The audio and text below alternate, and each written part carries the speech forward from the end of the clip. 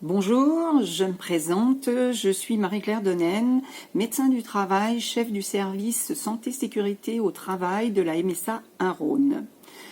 La période de crise sanitaire que nous passons impose de respecter des consignes sanitaires et par là même à modifier l'organisation du travail de ces vendanges 2020. Nous allons suivre pas à pas ces vendanges. Dès le recrutement, il est important de déjà expliquer aux futurs vendangeurs que ce que vous avez mis en place au sein de votre domaine afin de le protéger, mais également de protéger les autres. Il faudra aussi bien lui préciser qu'il ne devra pas venir pour ces vendanges s'il présente dès le départ des symptômes, de la fièvre, un nez qui coule, de la toux. Et bien sûr, au préalable, vous aurez affiché les consignes dans les endroits stratégiques, dortoir, salle de restauration, le départ de la vigne. Le salarié doit absolument avoir pris connaissance de ces consignes. Quand il arrive sur votre domaine, on recommence. On réexplique ce qu'on a mis en place, cette fois-ci poste par poste. Il doit bien connaître tout ce qui a été mis en place pour bien l'appliquer. Il faudra aussi bien lui indiquer les lieux qui sont interdits, comme la cuisine et le cuvage pour ceux qui ne sont pas missionnés pour le cuvage. Lors de la signature d'embauche, vous pouvez lui faire signer un document attestant qu'il a bien pris connaissance de ces consignes. Et bien sûr, il ne faut pas oublier les autres risques liés aux vendanges qui sont associés au risque Covid, la chaleur, les troubles musculo-squelettiques. L'hébergement est compliqué. Il faut absolument bien leur expliquer pourquoi vous leur attribuez nominativement un couchage. On sait qu'ils aiment, au cours du temps, modifier leur place dans les dortoirs. La distance d'1 mètre est indispensable également et je vous conseille de le marquer au sol, c'est plus facile pour vérifier. Vous pouvez également mettre un système de cloisons amovibles, de meubles entre les lits. Le ménage doit se faire tous les jours avec une désinfection des sols, des poignées des portes, des communs.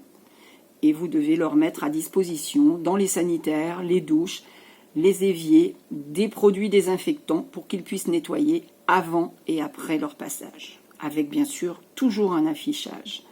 Vous avez plus d'informations dans la brochure de la directe qui vous est signalée en dessous. Maintenant, partons à la vigne. Je vais le répéter souvent, lavage des mains avant d'entrer dans le moyen de transport. Ils peuvent être plusieurs dans le véhicule, mais avec des masques.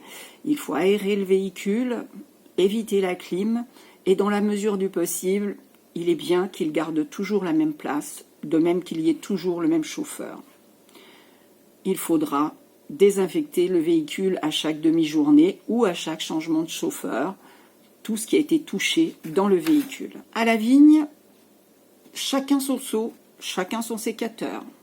S'il y a des changements, on désinfecte les anses de seau, on désinfecte le sécateur. Il vous faut prévoir des jerrycans d'eau avec du savon.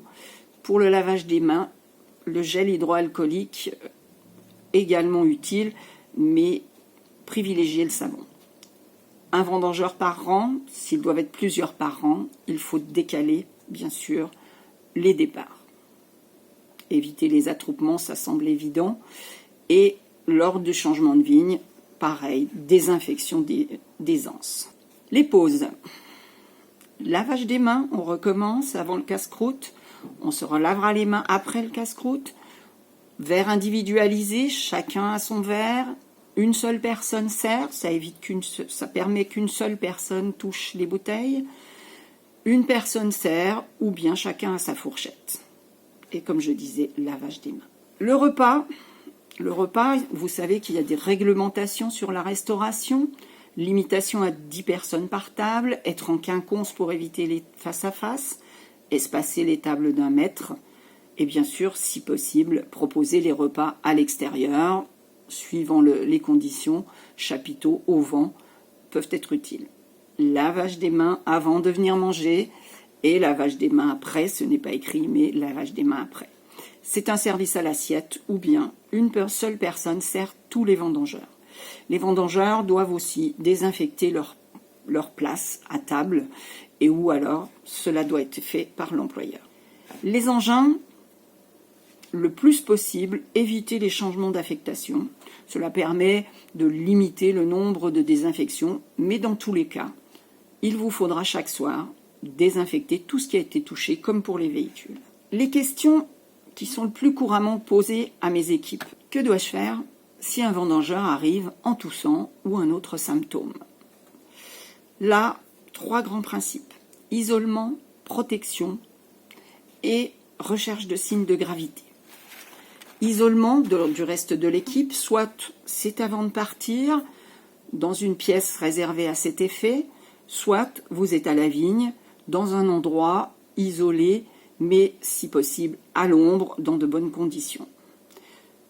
Il sera isolé soit par un secouriste sécurité au travail s'il y en a sur place, soit par un responsable préalablement formé à cet effet. Une chose importante, la vérification de signes de gravité. Signes simples, une gêne respiratoire, il n'arrive pas à finir ses phrases sans s'arrêter au milieu, de la sueur, malaise, somnolence, une seule chose à faire, on appelle le 15 et on suit leurs directives.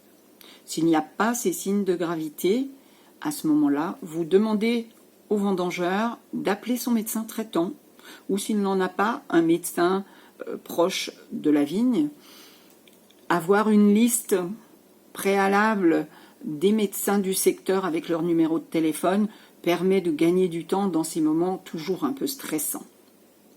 À partir de là, il faut organiser son retour à domicile, si possible avec un proche, c'est l'idéal, sinon en voiture particulière, avec masque et désinfection de la voiture, bien sûr, après le transport. Mais surtout pas en transport en commun. Ensuite, retour vers l'équipe, bien entendu, où il faut rappeler et faire respecter les gestes barrières et surtout rechercher les contacts rapprochés de cette personne suspecte de cas Covid. Contact rapproché, vous pouvez à ce moment-là demander l'aide de mes services, des médecins et infirmiers du travail.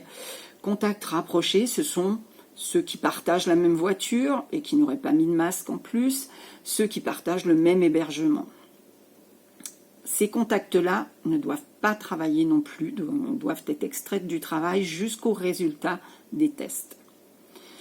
Après, 2 cas de figure, le test est négatif, tout va bien, tout rentre dans l'ordre, on reprend et surtout on en profite pour rappeler nos fameux gestes barrières. Soit le test est positif, à ce moment-là, vous serez pris en charge par le système Contact Covid organisé par la Caisse primaire d'assurance maladie et l'Agence régionale de santé. Tout sera organisé en fonction pour vous faciliter les choses. Autre question importante, faut-il prendre la température de mes vendangeurs avant chaque début de demi-journée de travail? Alors la prise de température ne fait pas partie des recommandations du plan de déconfinement du gouvernement. Ce que je peux vous conseiller, c'est d'avoir au moins un thermomètre à prise frontale, de préférence bien sûr, dans la trousse de secours. Il n'est pas interdit de prendre la température. Si vous voulez le faire, il ne faut surtout pas que ce soit noté dans un registre. Le fait d'avoir un thermomètre sur place vous permettra soit de contrôler en cours de journée, soit à l'arrivée d'un vendangeur qui ne possède pas de thermomètre sur le lieu de son hébergement. Je voulais également vous parler d'une aide financière qui s'appelle App Covid, aide prévention Covid, qui a été mise en place au niveau de la MSA. Un dispositif qui allie accompagnement financier et relations de conseil du service santé-sécurité au travail de la MSA un-Rhône. Cela concerne les entreprises de moins de 50 salariés pour des mesures de prévention et de protection collective qui permettent de limiter l'exposition des travailleurs aux risques biologiques Covid, hors protection individuelle. Je vais vous donner quelques exemples parce que ça ne paraît pas très parlant. Du plexiglas, des locations de véhicules, des locations de tentes, des tables supplémentaires, des lavabos à commande à pied, des commandes automatiques, électricité, etc., etc. De toute façon, vous pouvez contacter nos équipes qui vous diront si vous êtes éligible ou pas. Cela concerne les achats réalisés entre le 17 mars et le 30 novembre. Il y a un effet rétroactif avec une prise en charge 100% de votre investissement plafonné à 1 000 €. Et un formalisme simplifié a été mis en place, un formulaire interactif qui se remplit très facilement. Et le contact ensuite des équipes, des conseillers de prévention pour voir avec vous où vous en êtes dans votre document unique et vous conseiller. En conclusion, si vous devez ne retenir qu'une chose de tout ce que je vous ai dit, c'est respect des gestes barrières. C'est le même message que vous donnent les médias, mais c'est vraiment très important. Le risque zéro n'existe pas, je ne vous l'apprends pas, mais en respectant ces gestes barrières, vous prendrez soin de la santé de vos salariés, qui est bien sûr, et vous le savez, le rôle du chef d'entreprise. Prenez soin de vous et des vôtres. Merci de votre attention.